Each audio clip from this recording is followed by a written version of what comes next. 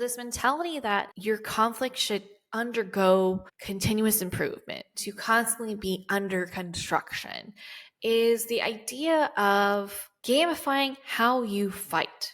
How can we fight better? That is the whole vibe when it comes to me and my husband and disagreements.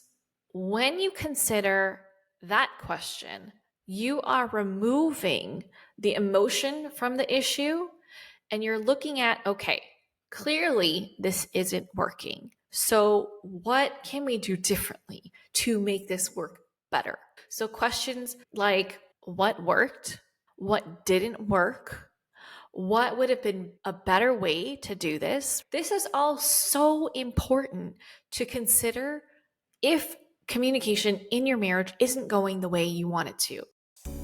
Welcome to the Marriage and Motherhood Podcast. I'm your host, Michelle Perda. As a marriage coach who's married with 3 kids, I know how much parenthood could change a marriage. If flirting, laughing, and having fun together feels like a thing of the past, then I'm here to teach you that marriage doesn't have to feel so hard with your parents, and your marriage can thrive even when you're in the season of raising kids. Whether you're in a good place in your marriage and you just want to continue growing together, or you're wondering if you even like your spouse anymore, this podcast has something for you. Join me here each week as we dive into what it takes to help your marriage grow, and maybe even do a 180. You'll learn ways to handle conflict better, bring that spark back into your relationship, as well as learn how to improve other areas of your life from my lovely guest experts. Are you ready for the next stage of your life and marriage? Let's dive in. Hello. Welcome back to another episode of the Marriage and Motherhood Podcast. I'm going to share with you my approach to conflict that has literally made things so much better from the very get-go in my marriage, and what I also teach my clients to do so that they can watch their conflict evolve into something better and better every time, so that their marriage feels better and better over time, okay? Because they say with marriage, you need good communication. And when you don't have good communication, things tend to fall apart, because almost everything with your relationship has to do with communicating, right?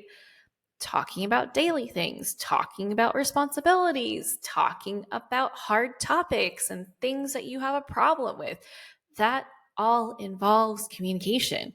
And when we are not communicating in a way where both people are feeling understood, both people are feeling heard, and we're not able to problem solve and come up with solutions that work for everyone, then there's a breakdown, right? Things feel really hard. We don't feel understood. We don't feel seen. We don't feel heard. And that's when you keep bumping up against the same issues over and over, and then resentment forms and builds. As you may know, if you have been a listener of this show for a while and you've been in my world, resentment is the number one connection killer. And so with poor communication and connection that feels like it's falling apart, what are you left with, right? A marriage that feels like it's going to just head straight to divorce. So we're going to talk about what I personally do in my marriage and what I share with my clients so that they can have better outcome when it comes to conflict and communication, so that they can get back to actually doing what matters, which is connecting, which is feeling like a couple, not just 2 people who happen to be co-parents and roommates. Okay. So what I do in my marriage is actually more of a mentality that I want you to put on and try on for your marriage. And that is the mentality of continuous improvement. Okay. I have talked about this a little bit before in a previous episode. I don't remember which one, but it's got to be one of the past, last 10. It's within the last 10. I'm sorry. I wish I could be more helpful. But when it comes to conflict, right, a lot of times we can get really obsessed about how it made us feel and how upset we are with the other person. And our emotions can overwhelm us and distract us from what the actual point of the conversation was, so much that we don't end up coming up with a solution to stop and prevent us from encountering this experience again. And so when we have trouble resolving conflict, we are signing up to have the same issue come up again and again and again. And it's like this lesson that we need to learn to be able to communicate better so that we don't encounter this again. And so if you're ready to stop living your marriage like it's like a broken record and you want it to just keep moving forward, then you are absolutely in the right place. And I am excited for you to listen to this episode. Okay. So this mentality that your conflict should undergo continuous improvement, to constantly be under construction, is the idea of turning it into a game, gamifying how you fight. How can we fight better? That is the whole vibe when it comes to me and my husband and when we come across disagreements. When you consider that question, you are removing the emotion from the issue and you're looking at, okay, clearly this isn't working. So, what can we do differently to make this work better? Right? So, questions like what worked? What didn't work? What would have been a better way to do this? This is all so important to consider if communication in your marriage isn't going the way you want it to. And this is a process, right? This isn't a one and done. Me and my husband still do this because we are still learning about how our patterns are showing up in our communication that lead us to not being able to navigate through conversations as smoothly as we want it to, or not being able to get to a solution as quickly as we want it to. And this is going to vary across couples because what I'm sensitive to might be something that doesn't even bother you, or what bothers you might not even bother me. Okay, so we can't look to other couples and be like, oh, how do you guys do it, right?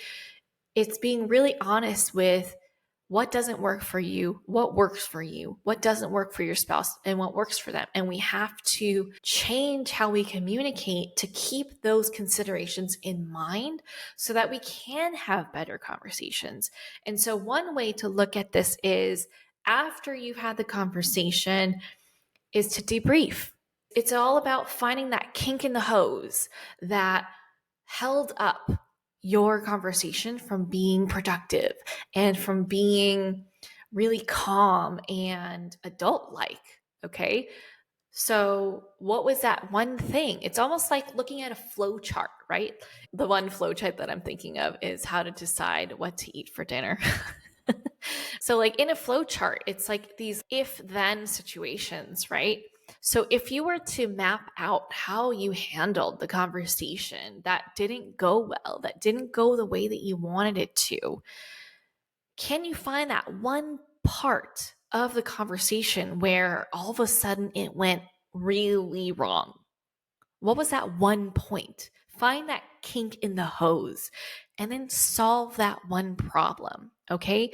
Because there's always this one thing that happened that sent the conversation off track, where both of you got defensive, someone got really emotional, and the whole conversation became really reactive. You got off track, and it became more of like the battle of the egos rather than remembering that you're on the same team, you're trying to solve this together, and you're trying to work on coming back together stronger.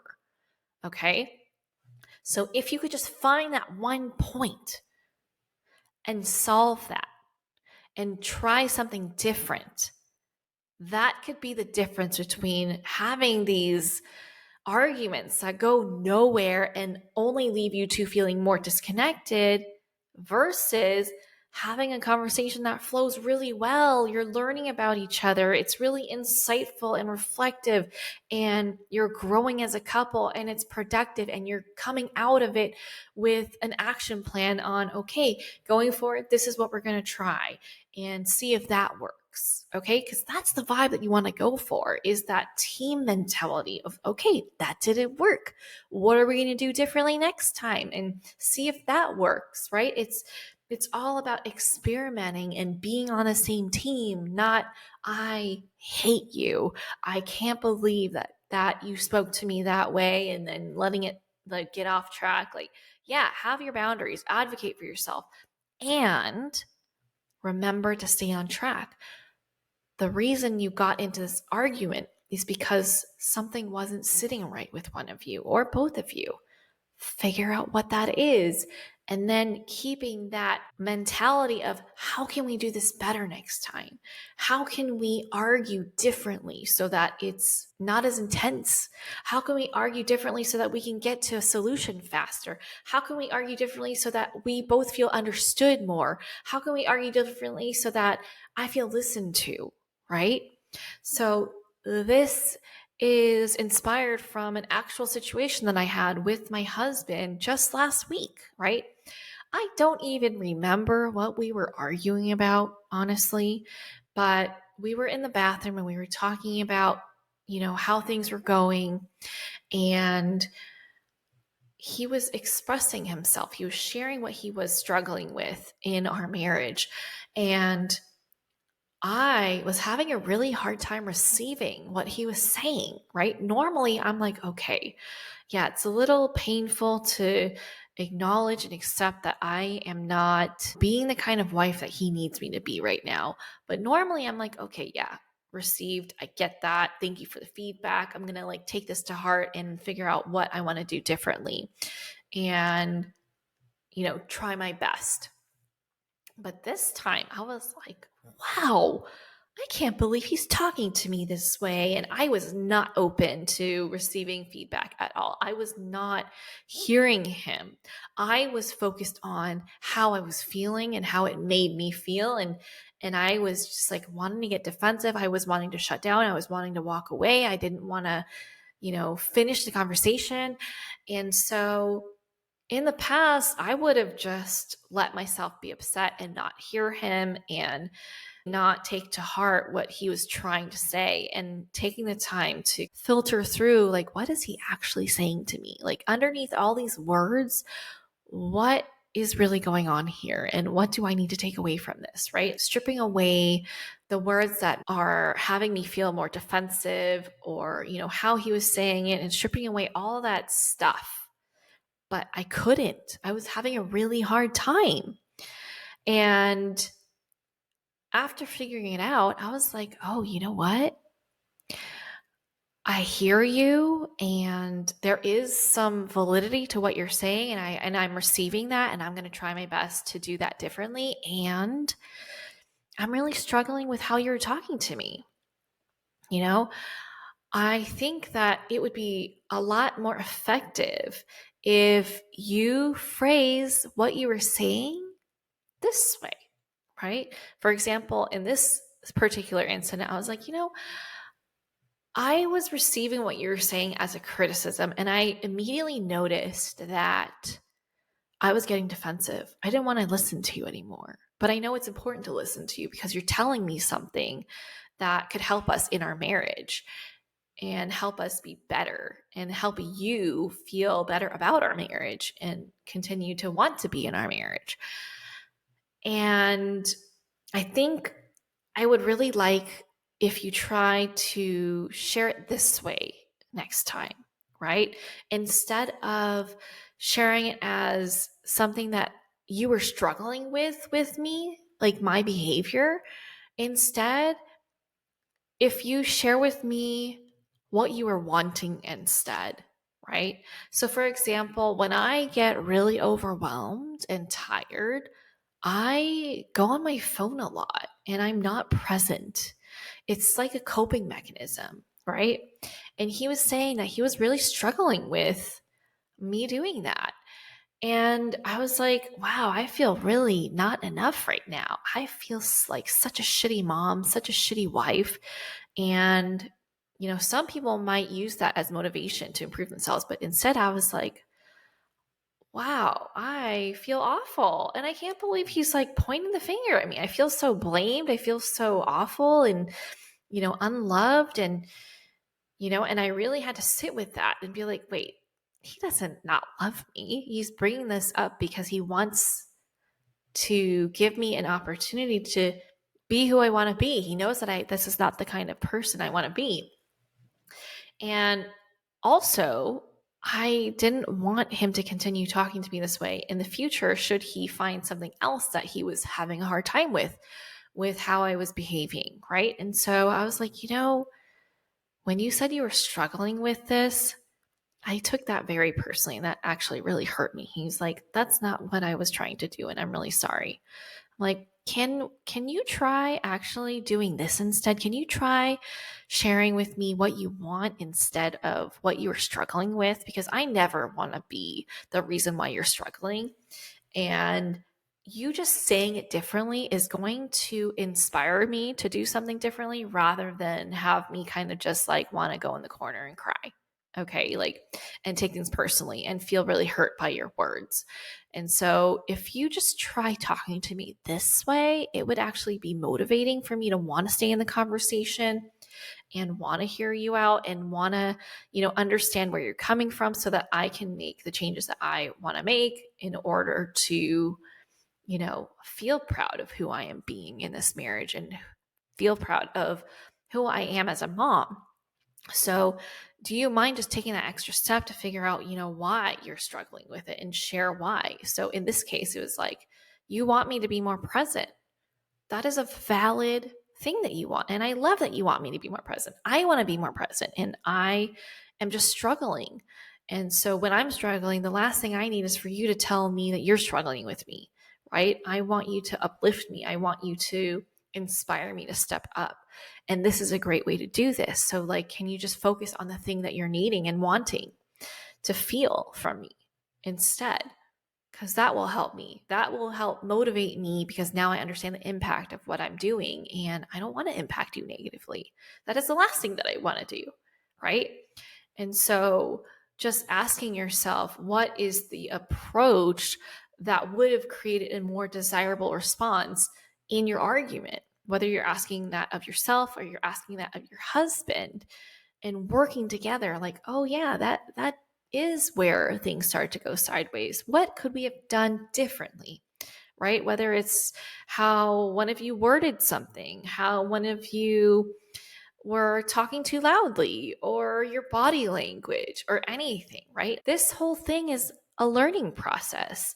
And the more we are able to accept that we are imperfect and we are still learning and we are still getting better at how we're communicating with each other, the less pressure we can put on each other about being perfect. And the less pressure we can put on ourselves to be perfect. We're just learning, right? Even though you've had relationships before, you're still learning because you are in a relationship with someone different who has different triggers, different preferences, and how they want to talk to you based on their upbringing, based on their past relationships, based on just who they are as a person. And so the more we can just keep it objective about, okay, well, that didn't work out so well. Where's the problem in how we communicate it? What can we try differently next time? Because the thing about relationships is that it can't improve without you going through it, right? So it's like you can talk about all the hypotheticals about what would have been better about communication, but until you actually are in it and you're trying it out and you're adopting this new skill or practice in your communication skills, you're not going to know whether it works for you or not, right? So having that open, experimental mindset of, okay, that didn't work. What can we try differently? And continuously trying to improve it as you go along, that's what's going to set you up for success. And that is what has led to my husband and I barely ever argue anymore. Do we disagree? Yes, right? And this goes back to what I say all the time. Conflict is inevitable. Arguments are optional. And using this mentality of turning it into a game. How can we get better at this? It's a skill, right?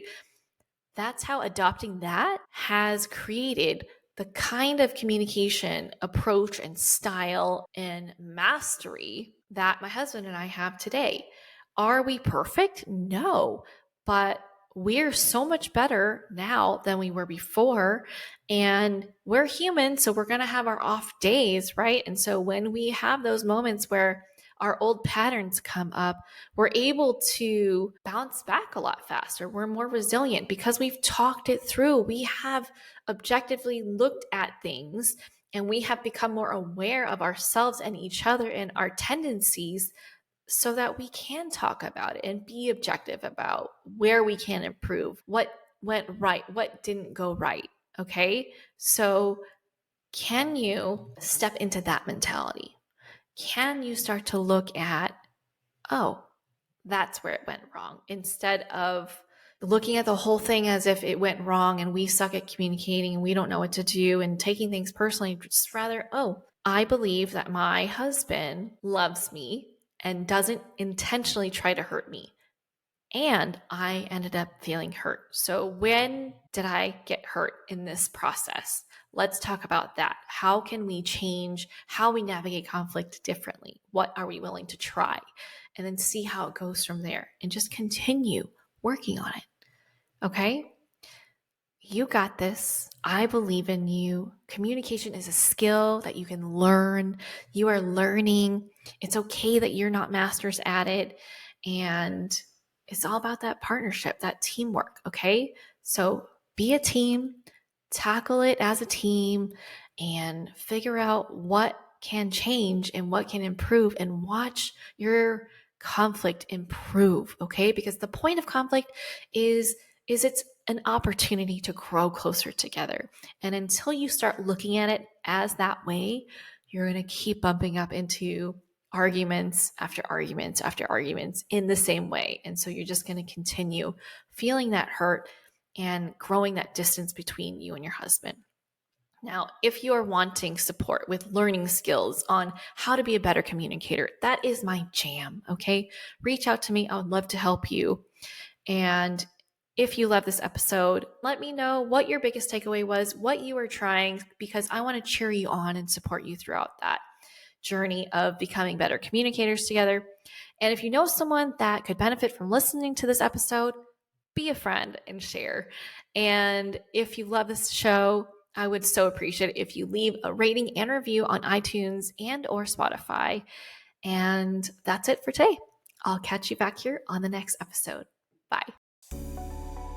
That's it for this episode. I hope you enjoyed it as much as I enjoyed making it. If you did, please send me a message over on Instagram at Michelle Perta Coaching to let me know what you loved most about it. Hearing from my listeners is my absolute favorite. And if you've been loving this podcast, please leave a rating and review. This will help people like you find the show and get the help they need. Catch you here on the next episode. Bye.